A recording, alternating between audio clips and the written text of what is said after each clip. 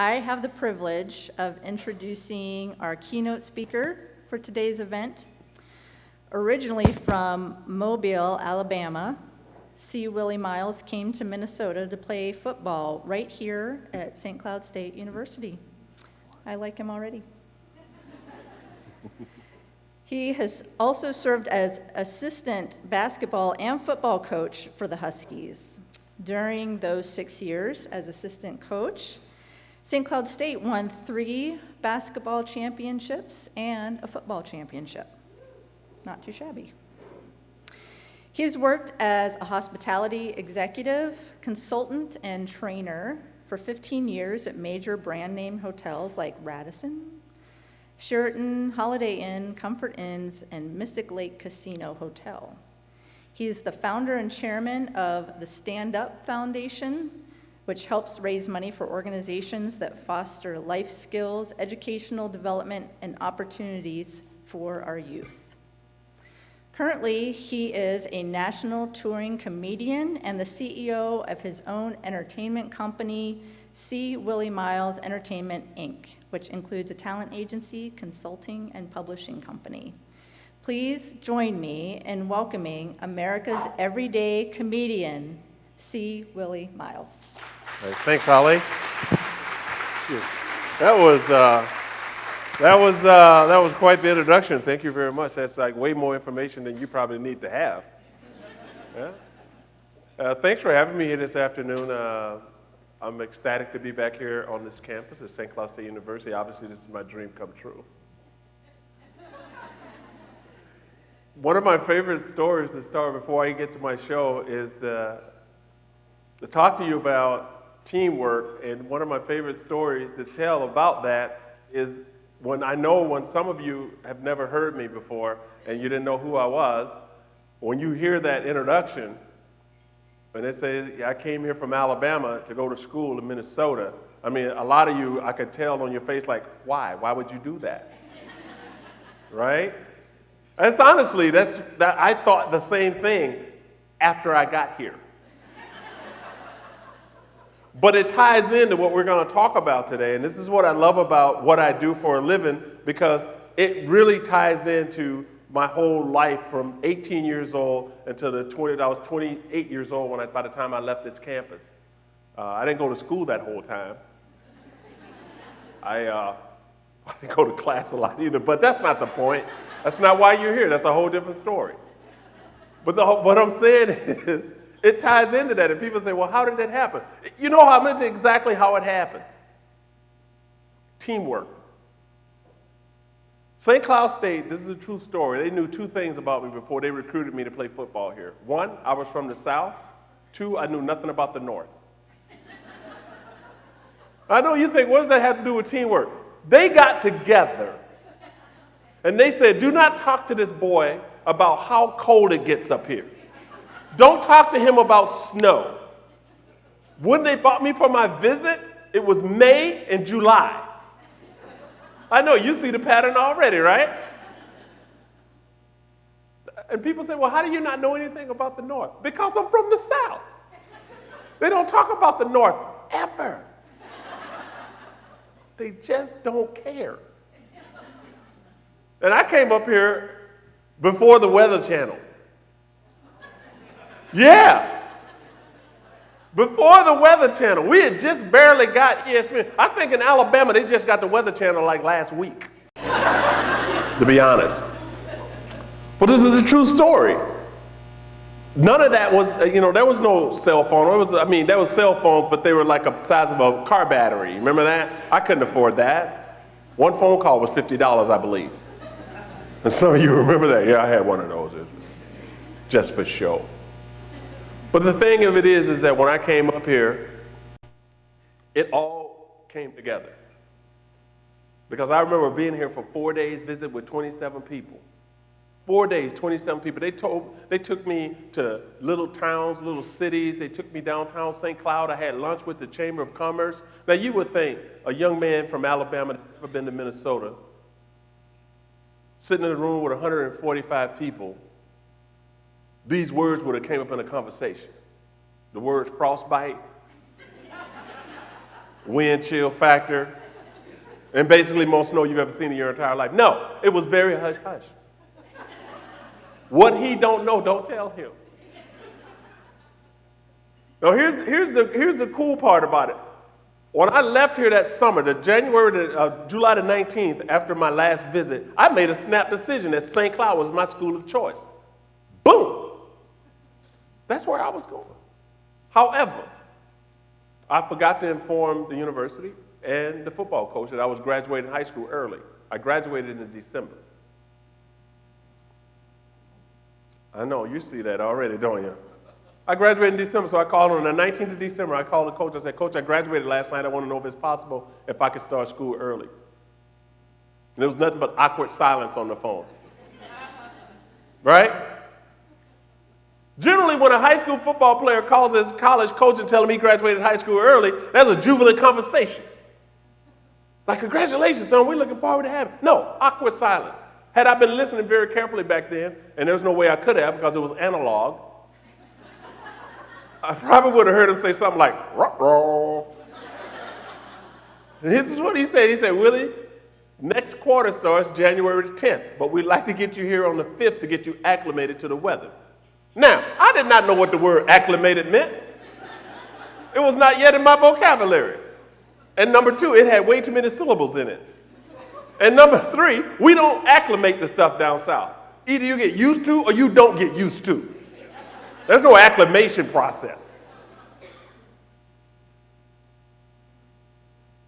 So on the 4th of January, the phone rang. My mom said, Willie's the football coach. He wants to talk to you. I said, hey, coach, how you doing? He said, Willie, I just want to call and remind you to bring a winter coat. That was the first time anybody had used the word winter in a sentence with me. I was like, why would this guy call me long distance and tell me to bring a winter coat? When I've been there twice, I know we're on the same weather pattern.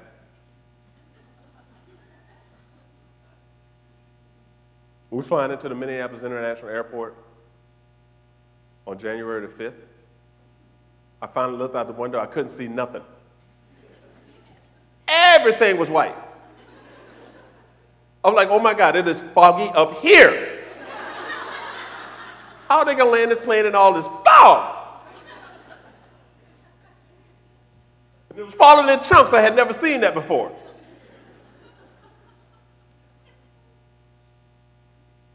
The lady sitting next to me, she went, baby, where you from? I said, Alabama. She just went, mm-hmm.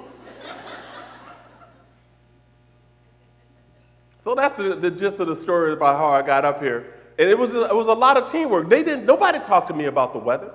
Nobody talked about how cold it got. They said, my cousin finally admitted to me, when he got St. Cloud State interested in talking to me about coming up here playing football, he said, do not talk to him about how cold it gets. He won't come. Don't tell him that it snows because he won't come. Don't mention the word wind chill because he do not know what it means. Just bring him up, visit, send him back. And that's what they did. And I think about that all the time. And it was ironic because after my eligibility was up, I started coaching. I found myself doing the exact same thing to kids from the South. And we've been bringing them up north ever since. And it's a pattern. You see what I'm saying? It's a pattern. Every kid knows now. But it's funny because they have the Weather Channel now, but they don't look at it. If you recall just a few months ago, down in Atlanta, when they had 2 inches of snow and the whole state shut down, and a lot of you were going, oh, they're just wusses. They don't have the materials like they do up here. They don't. And the Weather Channel is located in Atlanta. Down the street from the Capitol where the governor goes, we didn't get enough time. Enough time? They're next door. It's not good teamwork right there.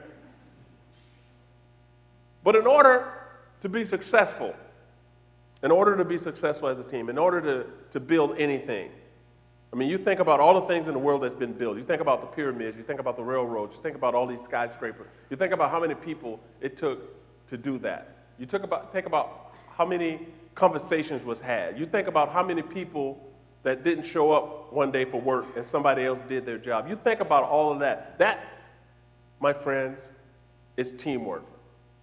Because stuff still needs to get done whether you're there or not. And if you are there, you need to know what you're supposed to do, and you need to know what the person next to you does. And here's what I'll tell you about teamwork, and this is one of my favorite sayings of all times. Sometimes, the smartest person in the room never says a word. That's a good person. Because you don't have to be the smartest person in the room all the time. The smartest person in the room listens a lot. How will you learn if you're always talking? Now, I know I've been to restaurants, and I'm not picking on ladies, but that's the only place you can see 5 women talking and no one listening. You're professionals at it. You can multitask. You be like, I've seen them go, I'm like, who's listening? They all are.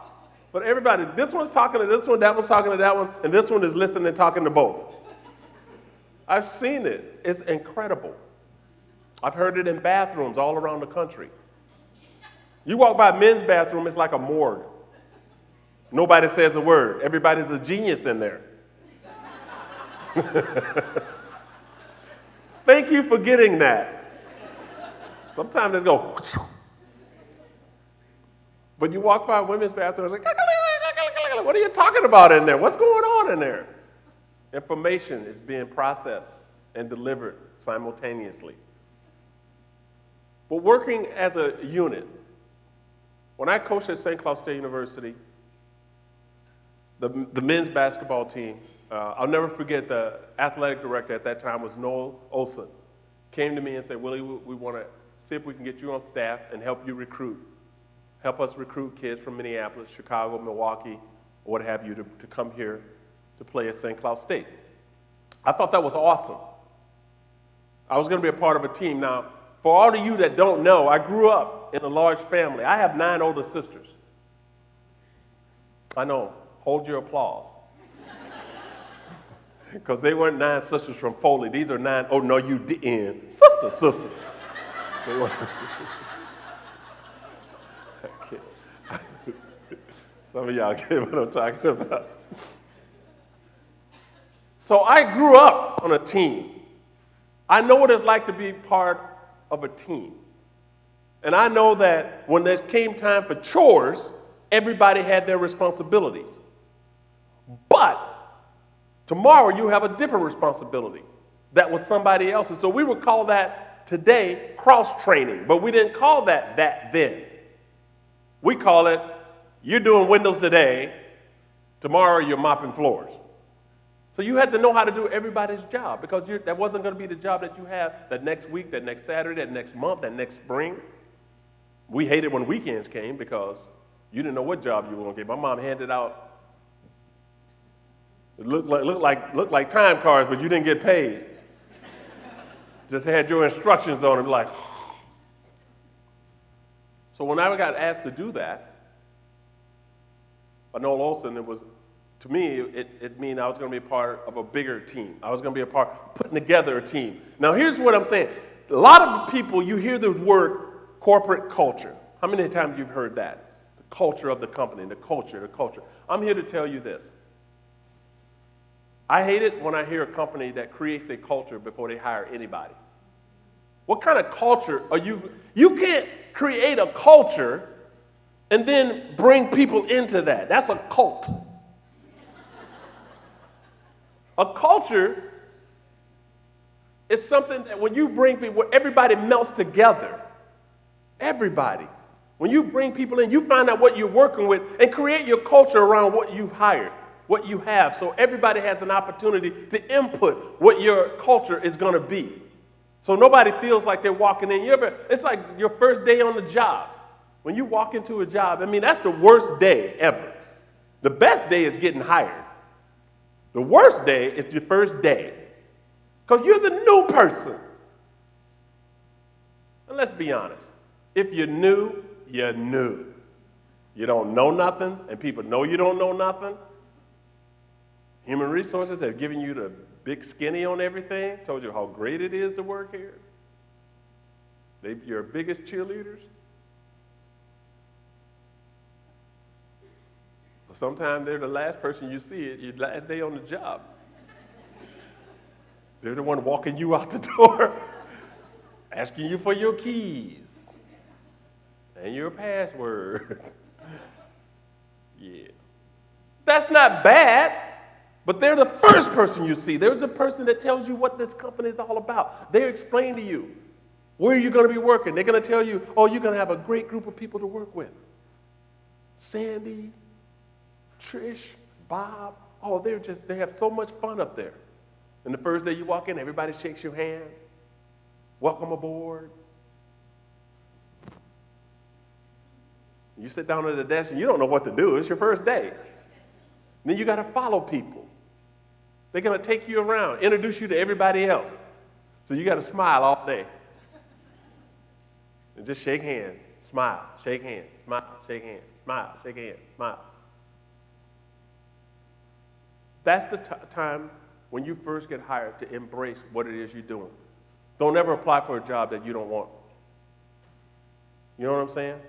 Whatever your job is, love it. If you're going to apply for a job, make sure that's your job. Make sure that's what you want to do. Because if you don't love what you do, I am telling you as a fact, you will not be good at it. You may think you're good at it. You may look like you're good at it. But at the end of the day, when you're looking at the clock going, oh, that's the part of your job that sucks. That's what makes you suck the whole day. Because that's all you're waiting on is 4 o'clock or 4:30 or 5 o'clock. If that's what you're doing every day, you're in the wrong job. You are a bad team member. I'm not being honest with you. That's what I'm being. You are if you're looking at the clock, if you can't wait for lunch, if you can't wait for your break, a good job is you go, oh my word, it's almost lunch. That's a good team member. That's a person that doesn't pay attention to the clock. You are dealing with the task at hand. So when I got this opportunity to go out and recruit, the coach at the time that we didn't have a culture. He wanted to recruit the type of kids that we thought that we can build a culture around, build a team. Now, not just a winning team, but a team that plays together. And when I tell you this, the smartest person in the room sometimes never says a word. Sometimes your best player on your team individually won't score a point, but that doesn't mean you're going to lose. We didn't need him to score that night. So when we go out and recruit kids, we recruited kids that are great defenders, great rebounders, great shooters, good generals, which means that's the person that knows where everybody's supposed to be. We had guys that could play 1, 2, 3 positions. So if somebody got hurt, we can look down our bench and put another guy in there. If a coach got sick, another coach could go out and recruit. So when you're thinking about being on a team, when you think about working together, it's about a culture. And the culture is when you're working together, if somebody that doesn't show up, or if it's somebody who's out to lunch, or somebody who's not feeling well, there's another person can fill in for them that knows their job, that keeps the ball moving forward, keep the company moving forward. How many times you ever walked in a room or went to your dentist's office or went to a doctor or went to Becker Furniture World or anywhere for that matter of fact, and you walked up to the counter and asked a question about something you were sent there to get or to pick up, and the person sitting there go, oh, Julie is out to lunch. I have no idea. You have to come back after. Anybody ever experienced that where you have to come back? Doesn't that tick you off? It's like you're sitting here. So somebody, either Julie didn't pass that information on to you, but why would you sit there if you didn't have all the information? Why would you sit there and not ask her, is there anybody coming by to pick up anything? Is there anything I should know? No, I'm just here to break her. You're just here to break her? You're sitting at the most important desk in the whole company. You're the first person I see when I walk in the door. And you have no information. Why would you sit here? That's like sitting behind the wheel of a car not knowing how to drive. You have no key. Oh, I'm just sitting here. I'm called matter, just occupying space. Well, occupy some space somewhere where nobody's going to ask you some questions. But that's one of my biggest pet peeves, is people not having proper information. If you're given the proper information, read it. If you care about what you do, make sure you know your job and the person next to your job. There's nothing wrong with knowing somebody else. I hate that when people say, well, that's not my job. How many times have you ever heard that? That's not my job. If you're working there, it's your job. Because if it's that person's job and they're not doing it, and if nobody knows it, eventually you're not going to have a job. It affects everybody. And this is the part that I dispel this myth everywhere I go. When people say, if you're a team, there is no I in team. How many times have you ever heard that? There's no I in team. There's no I in team. Sure there is. How do you create a team without individuals? How? Individuals, to me, are I's. They're interesting. They're innovative. You know what I'm saying? These are the people that you want on your team. You want individual, but you want individuals to understand that the team is bigger than the individual. That's what they're trying to say when there's no I in team. But you want individuals. You want good individuals in your team. You want a collective group of people. Like I look at this room right now.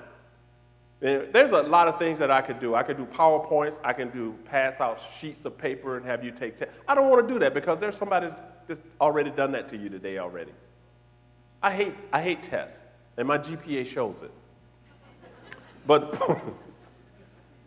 the point being is that it's simple. If you are an individual and you become a part of a team, sometimes we may not need what you're best at. What we need is what you can give to the team. Like, for instance, one of the players I'm going to tell you about right now, who graduated from here, one of the kids that I'm most proud of that I helped recruit, his name was Reggie Perkins. He was a great basketball player. If any of you went to school here in the mid-'80s, this kid was a great, and I mean absolutely a great basketball player. And I remember going to Milwaukee, and I remember talking to him. I remember watching him play. Reggie was the leader of his team. He led them in assists, rebounds, shooting, scoring. He was everything. When we got him to St. Cloud State, I remember talking to him. I said, Reggie, the one thing that you're going to find here is that you don't have to do it all. Because a lot of players, it's hard for them to take that responsibility away from them. It's hard to say, I don't need you to score 24 points a game. You got enough talent out there to help you do this. I need you to give me your best every night, but your best may not be shooting. Your best may not be assists. Your best may not be defense. It could be a combination of all those or just one of those that night. Because he knew who he had on his team with him that week that we played down in South Dakota. I'll never forget it. We won a tournament down there. It was the first one that we had won. We had entered it years. He had Barry Waller. A lot of you remember Barry Waller. He had Kevin Traynor. He had Kevin Catron. These were great basketball players. I think Reggie probably finished maybe 8 or 9 points, 4 or 5 assists. But you know what he had? He set a school record with steals. Steals. We didn't need him to shoot. Kevin Catron had 30 points that night. Barry had 26. The rest of the guys picked up the slack. Reggie stole the ball from the other team. That's what I'm talking about. When you're talking about as a team, you talk about some of the things that we want you to do, or some of the things you want to do, or the things that you're the best at, we don't need you to do. But we need you to be a team player. And sometimes you're like, okay, my best asset is paperwork. Oh, I love paperwork. Just give me all the paperwork. I do paperwork. But if that's all you do, what if I need you to do something else that you don't know how to do? Let's say answer the phone. Oh my God, that's too many buttons. And why are those lights blinking? Yeah, you need to answer that. Or I speaking in front of people. People say that's hard for me to do. It cannot be. How can it be hard for you to speak in front of people? It's hard if you tell yourself you're hard. Sometimes, listen to me very carefully, sometimes our limitation is us telling ourselves we have limitations. That is your crutch. Don't limit yourself on what you know. Don't limit yourself on what you can learn. Don't limit yourself on what you could be. If you tell yourself enough, you'll start believing it. Like, look, I grew up in the projects in Mobile, Alabama, and that's not something they're working on. That's a finished product. I know a lot of people say, exactly what kind of project was it, Willie? Because you know I'm a project manager. Probably fix that for you. It's a done deal. And people will tell you all the time, and I'm not saying this because I grew up in inner city, I grew up in the projects. I'm telling you this because I was told this. A lot of people will tell you that there's no way out. A lot of people will tell you everybody has the same opportunities. And I agree that everybody has the same opportunities. You do have the same opportunity. Everybody has an opportunity to take advantage of an opportunity. However, everybody don't travel on the same road to get to that opportunity. I had a different path to get to the opportunity that I have right now. That's what a lot of people forget. When you grew up in the projects, there's a 8-foot brick wall that divides you and the road that you need to get on to head toward that opportunity. Now you can stay behind that brick wall, or you can try to get over it. My goal was to get over that wall.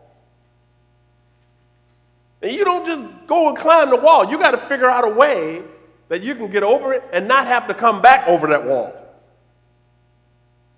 And a lot of people don't believe that St. Cloud was my way out. Because when I got to St. Cloud, trust me, I didn't think that was the best way out either. But it turned out to be the best way out. It was. But if you limit yourself and thinking that wall is too high for me to get over, you've seen people that, a lot of you probably from out of town, a lot of you probably grew up locally here, but you leave, you move. You move away from town. Sometimes you go back home and you see people that never left home, never left town, never left the zip code they grew up in. There's nothing wrong with that, don't get me wrong. But say you live in a place like me, and if you're still there, that's not because you want to be there. You live where I live, you don't stay there because you want to be there, because there's nothing good there. And that's the same, and I equate that to the work that you do. If you are not happy in your job, but you do it because, there's great benefits. I've worked here so long, I got 4 weeks off, I don't want to start over. I like it here because I get to go on break whenever I want. There's a lot of reason why we do the things that we do, but then I'm saying you're not helping yourself. You're limiting yourself is what you're doing. But if there's a job out there that you want and you have a job, go for it. I'm not telling you to quit your job.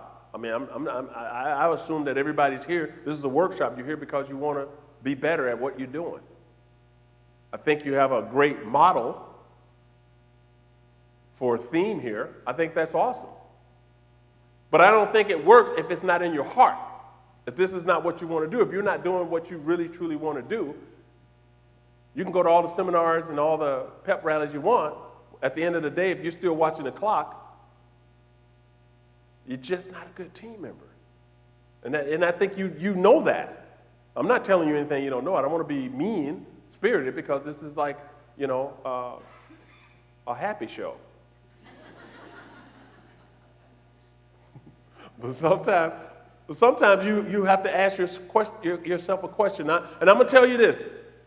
Every job I ever had, and she read off a bunch of stuff that I've done, every job I've ever had led me to do what I'm doing right now. Because I've done this particular job longer than I've done anything else. And I could not be happier. And I'll tell you why. I work 45 minutes a day.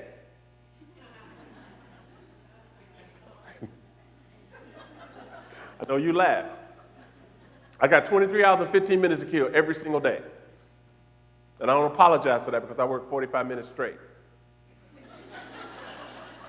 I don't get no breaks up here. And this is an hour today, so that's 15 minutes longer than I normally work. I can't never get that 15 minutes back. That's gone. But every job I've ever done, when I worked in the hospitality industry, I loved it. I loved it. And I got to a point where this I love, but I'm not passionate about it. I love it, and I was very good at it, but I knew I could be better doing something else. So I did. I coached here for 6 years. In my 5th year, I knew the 6th year was going to be my last year. I knew it. Let me tell you why I knew it. Because when I helped recruit Reggie Perkins, the only reason I stayed the next 4 years because I promised his mom I'd stay here till he graduated. And she was from Philadelphia, Mississippi. That's his mom was born and raised. That's where my dad was born and raised. And there was no way I was going to lie to this lady because she'd go back and tell my dad. And you don't want my dad up in St. Cloud. Why would you lie to that good lady? So I told Reggie, I'm going to give you a scholarship, but you need to be done in 4 years.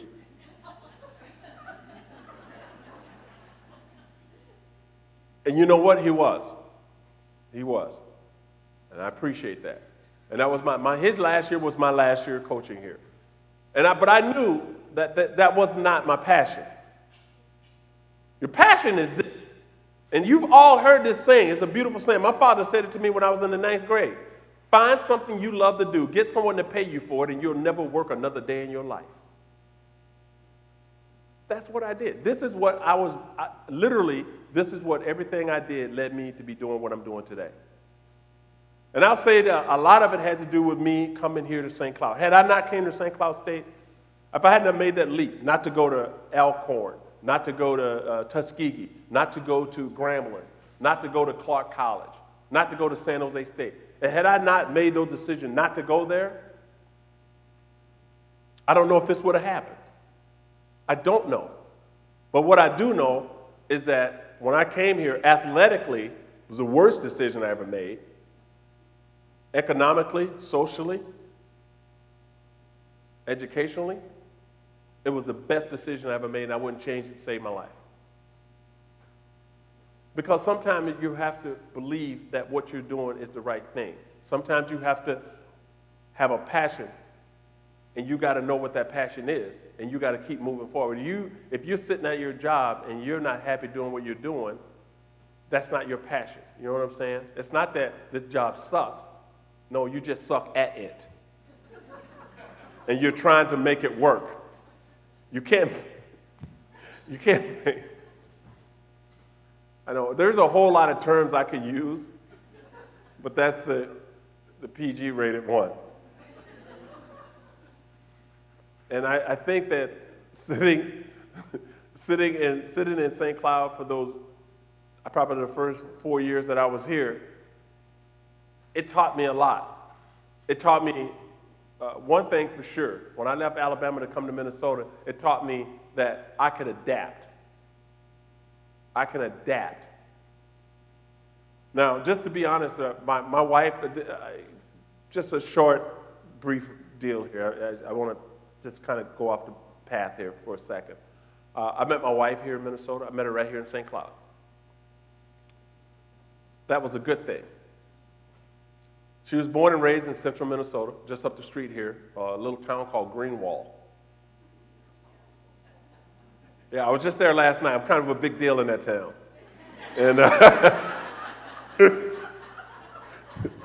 no, I am. I'm a pretty big deal. I'm a pretty big deal. I was there for Barley Days, man. So I was like, I could have been in the parade. I'm pretty sure. You know, not that they didn't ask. They had clowns this year, and I don't like clowns, so it's just creepy. I don't do clowns very well. I have a couple of experiences with clowns. It's a whole different show, different time. But my wife went to college here at St. Cloud State University. She grew up in a small town. Never lived anywhere. My wife, jobs that she's traveled all around the country, but never lived anywhere. A few years ago, we moved to California. We live in Newport Beach, California. That's where we live. And that was hard for her. But the one thing that she told me, she said, if you can leave Alabama at 18 and come to school in Minnesota, all away from your family. I had nobody when I got here. Nobody. Except for the Flatiron, which only seated like 11 people. I was kind of a big deal over there, too.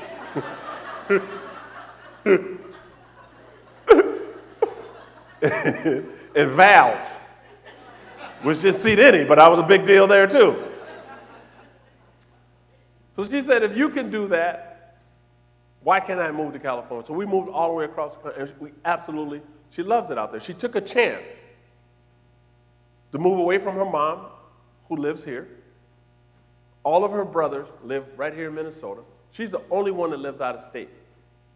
And she don't just live in Iowa, or North and South Dakota, or Nebraska, or Colorado, or Utah. She's already on the West Coast, Southern California. Her mother came to visit this past January. January the 18th, we're sitting outside on the deck, drinking lemonade. Why? Because it was 82 degrees. And she goes, why would you ever move back to Minnesota? I said, well, that's what I want to talk to you about. We're not.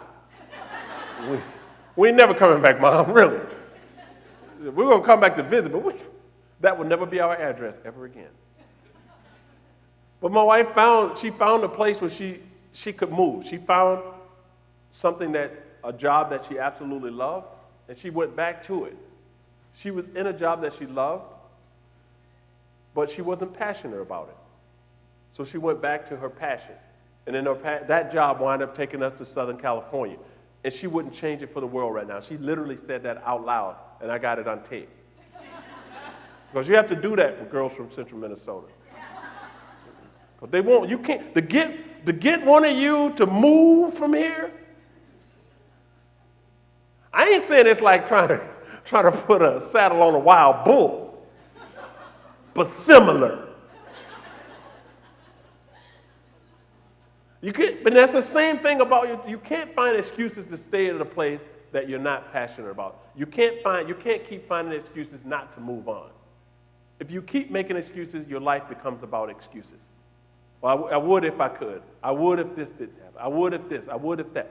If you live vicariously through your if I would-haves, they'll come back to bite you in the butt, big time. But if you love what you do, and if you like the people that you work with, put forward the effort, put forward the time to make sure that when you show up, that you guys are putting the best product out there, you're helping people in a way that they need to be helped. Make sure that you know if somebody walks in your office. Now, I would love to know what each one of you do here, but there is no, I'm just a. I don't care if you work in maintenance, whether you work in engineering, whether you work in admissions, whether you work in accounting, human resources. It doesn't matter. You have a huge job. If it wasn't, they wouldn't have given it to you. If you're getting paid, you've got a pretty big job.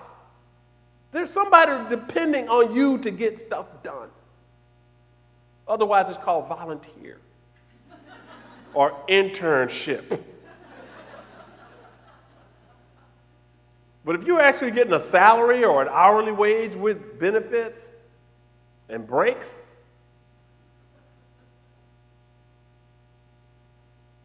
you have responsibilities. That usually comes along with like a job description. Anybody read that when they got it? Or you just shove that in there and go, yeah, well, that's just a metaphor. It's kind of a boundary of what I'm supposed to do, but that's only if I cared.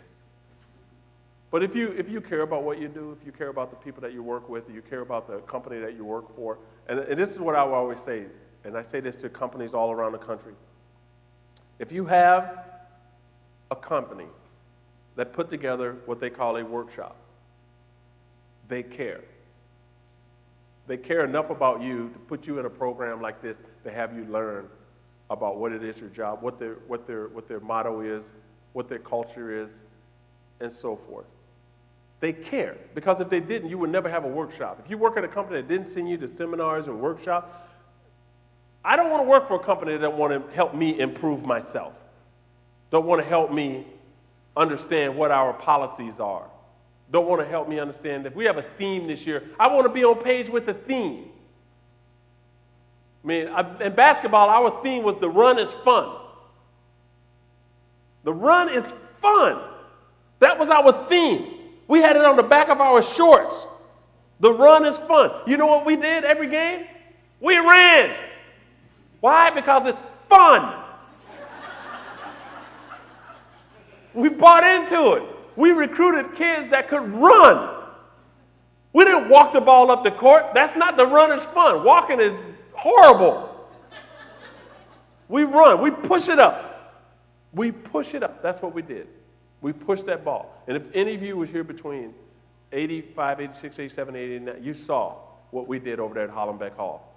We had rafters hanging up every year. We had a great basketball team. I'm not going to kid you. 3 years in a row, we ranked number 1 in the North Central Conference, number 1 in the nation. Those were some great years. And I was a part of that, and I felt really good because I bought into everything that we did, because I was a part of making it happen. And when you're a part of something like this, if this is your theme, if you're a part of this and things starts to improve and things are getting better, why wouldn't you stick your chest out and go, I was part of that? Nobody is a bigger fan of St. Cloud State than C. Willie Miles. Because I know what this university did for me. I know what this town did for me. I know what the people did for me here. Now, I could have did a lot more, but it was cold.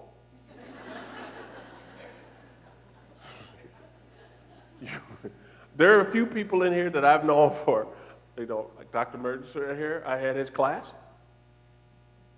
Probably one of the best grades I've ever got. Only because he liked me. I don't think I did the work. It's clinical. And Addie, I've been knowing Addie for years.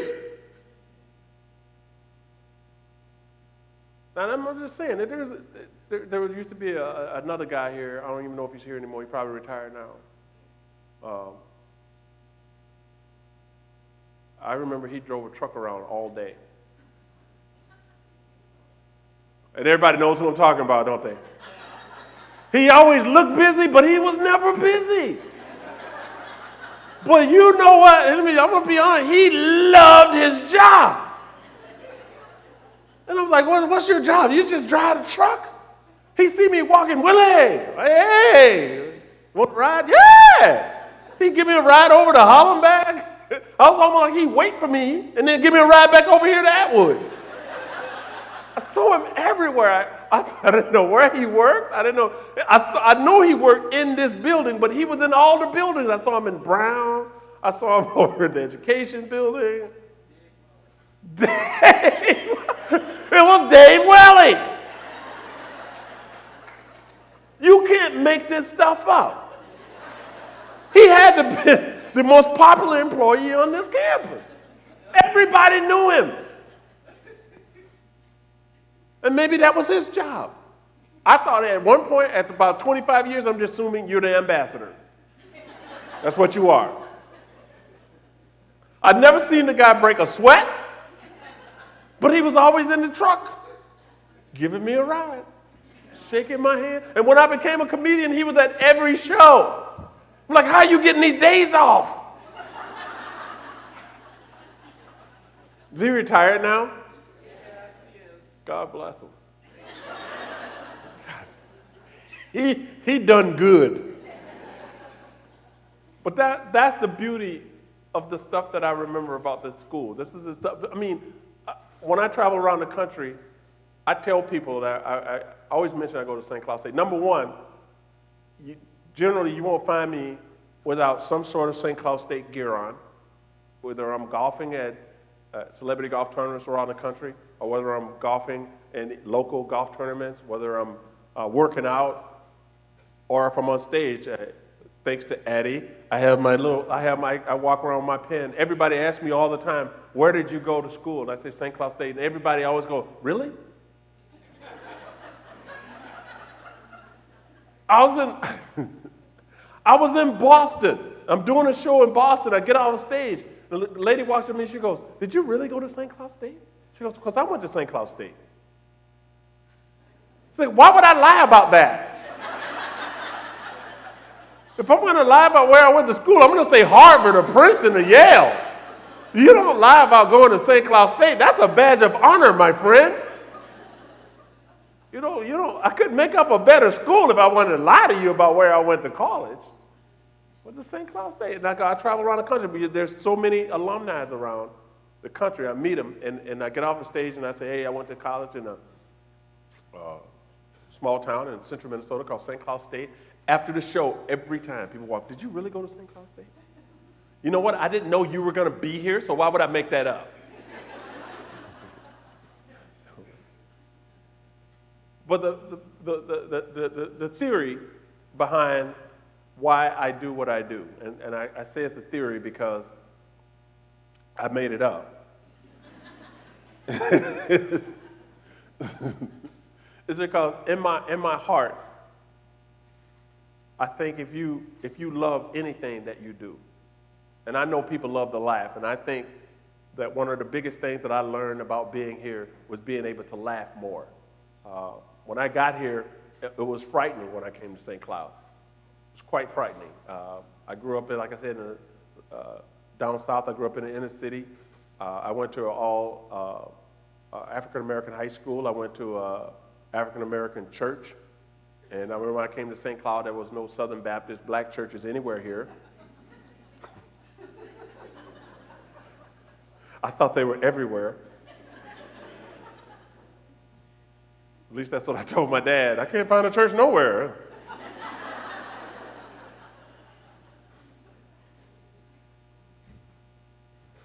And I went to Coburn's grocery store. I'll never forget, I grew up down south. If you know anybody from the South, they love things. It's one breakfast cereal that you couldn't get here in St. Cloud when I came. It's called grits. Raise your hand if you've ever had grits. You're good people. They didn't have them when I was here. I went to Coburn's. I asked for grits. You know what they said? What's a grit? First of all, you can't get a grit. That's like trying to buy a rice. You get grits. So I remember going down to Minneapolis with a friend of mine on James Avenue, James and Penn. A lot of you never been there? Don't go. I was a kid. It's probably safe now, but as I remember, my buddy told me to get out, I'll keep the car running. I get in, I go buy a case of grits. I take them over to Coburn's.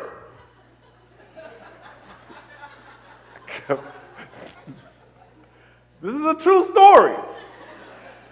I bought a case. Because you have to understand, grits was 22 cents a bag. That's all it was. I took 2 bags out. I gave him the case. I said, put this on the counter next to the malto meal, because that's not grits. Cream of wheat, not grits. This is grits. More people like me are going to come ask for this. You want to have it on hand. So now Coburn's, Cubs, Walmart, they all have grits up here. And you're welcome. You're welcome.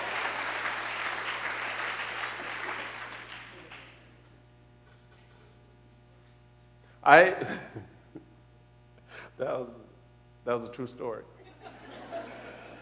I think about the fact when Teresa called me, and I called Teresa to talk to her. When Ryan called me and asked me about doing this event, and as some of you, there's a lot of you in this room that have seen. Raise your hand if you've seen my show. You've been to an actual. Thank you so much. Well, there's not a lot of shows that I walk away from. St. Cloud State is one of my favorite. Just St. Cloud in general. I love coming here. I've always loved this campus. And every time I have an opportunity to do a show here, if I'm in town, I never turn it down. I really don't. I try to work within the parameters of what they want me to do. But I know this for a fact. Everybody loves to laugh. When they ask me to come in here and do this talk on teamwork and team, I have a lot of experience of being on different teams. I have a great team here. Geoberg Entertainment, the company that represents me, they sat me down, and you're talking about a culture. And that's what I said. Your corporate culture shouldn't be designed until you get people in it to find out what you're working with. And you let the people define what your corporate culture is going to be. Because everybody in here has a different personality. Everybody here comes from a different background. You know, people aren't the same. We're not robots. So you got to find what works for everybody. And as people always say, you know, it's easy for, one person to fit into a group of people than a group of people to fit in one. How about like everybody just create a culture? How about getting the people together and let's create what it is that we want? Because when you walk into somebody and one person tries to change everything, how many times a company, you've heard of CEOs coming in, they buy a company, and they come in and they change the whole, not that it doesn't work, it just doesn't work for them. And that's not the way it works. You create a culture around the people that you have. That's what I've done, and it's worked for me. When I got signed on with Geoberg Entertainment, which is out of St. Cloud, they were a small agency. I went from William Morris, which was a huge agency. They're on both coasts. I signed with Geoberg. You know why? Because they had my best interest at heart. And I always say if you work for a company or a school or a university that puts on a workshop, they got your best interest at heart. So take advantage of that. Geoberg had my best interest at heart. They sat me down and said, Willie, what do you want to do? What are your goals? What direction do you want to head? I learned early in my career, there's two ways to go in the entertainment industry, ladies and gentlemen. You either want to be famous or you want to be successful. I chose success. I chose success. So you know way more successful people than you do famous. But you don't know them by face. Famous people are famous for a lot of reasons. You can be famous in a heartbeat in St. Cloud if you wanted to be. You don't have to create nothing. You don't have to innovate nothing. You don't have to do nothing. You don't have to create anything. You can just walk outside naked and run down Division. You're going to wind up on Care 11, ABC, Today Show, Fox News. You'll go 20,000 hits on YouTube. The first minute, that's famous. But do you want to be famous for that? Or would you rather just be successful?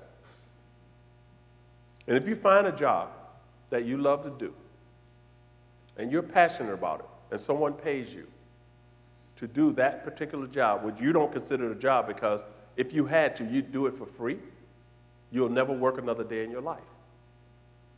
And that's what this job should be to you. If that job is not that to you, then that is not the right job for you. And I'm going to be honest with you. If you don't love what you do, you're not going to be very good at it. Like I said, you'll think you're good at it. I worked in radio for 6 years. If you'd asked me if I was really good at it, or if it was my passion, at the time when I first started, yes. I loved radio. You know when I loved radio? I loved radio from 9 o'clock to 10 o'clock a.m. You know what I didn't like about radio, doing radio in the morning? Getting up at 3 o'clock, being on the air at 6 a.m. I didn't like that. So I did it for 6 years, and I realized that wasn't my passion, so I moved away. Even though I was good on the air, but I wasn't as good as I should have been because it wasn't in here. It was in here, And I kept making excuses. Oh, my ratings are so high. Oh, we're number 2 in the book now. Or we're the second best station in Minneapolis now. That's what kept me going. I'm like, but that's not in here. What's in here? This is not what I'm supposed to be doing. This is what I'm supposed to be doing.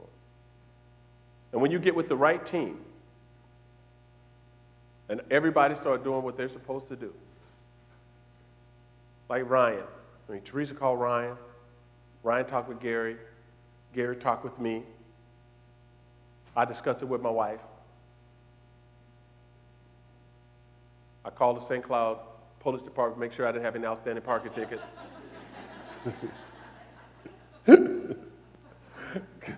Then I called the campus police, because I always get a parking ticket when I come here. Apparently, they're putting your picture in the window don't work. I'm here, I'm speaking. And the guy goes, well, here's the ticket, you're parked wrong. Fair enough. So I usually just bring my ticket and drop it off at the President Potter's office. I'm not sure if it ever gets taken care of, but they haven't come to get me yet, so. But at the end of the day, I think it is an honor.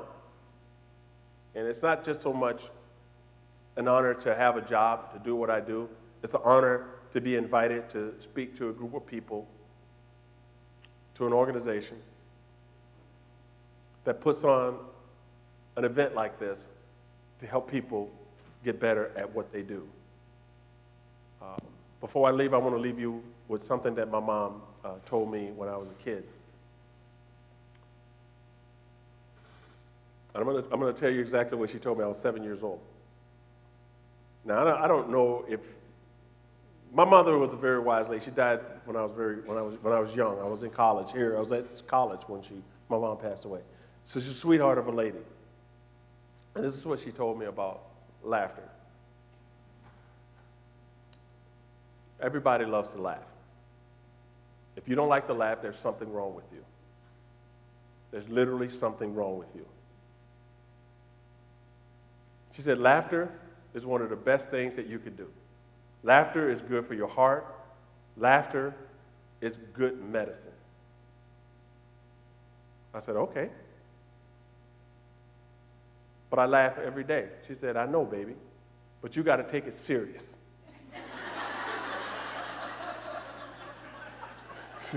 She said, don't laugh. Don't laugh just because something is funny. Laugh because it's just good to laugh. And I'm telling you, laughter is one of the few things in this country you can do for free. I mean, not today, but anytime after the day. She said, don't laugh just because something is funny. Laugh because it's good for you. And my mother was a laugher. That's what she did. And she said, laughter is like character. And this is the last thing I'm going to tell you. Laughter is like character. Character is who you are when people aren't looking. Thank you very much. Enjoy your afternoon. It was a pleasure. Thank you.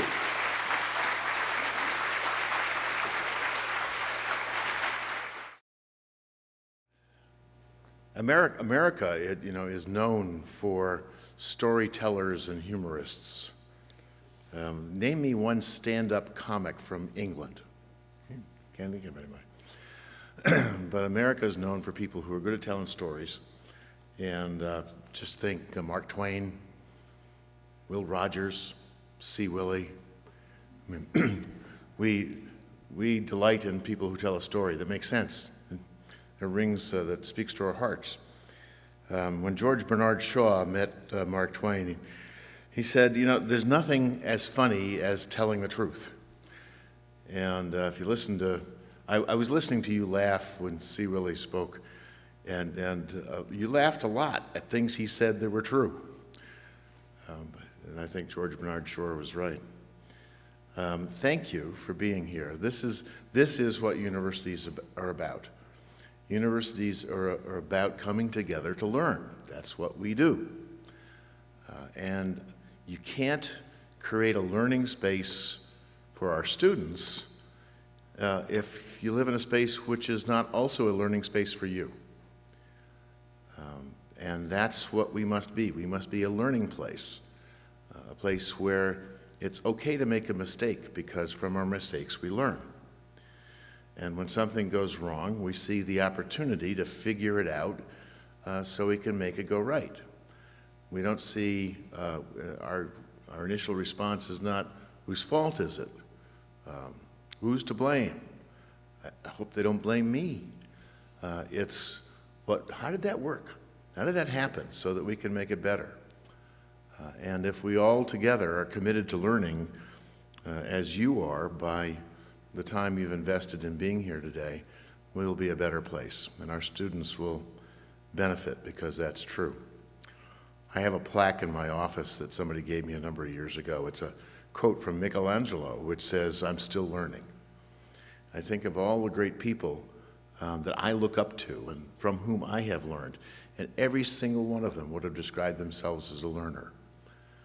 That's particularly important in a culture, in a world where things are changing quickly.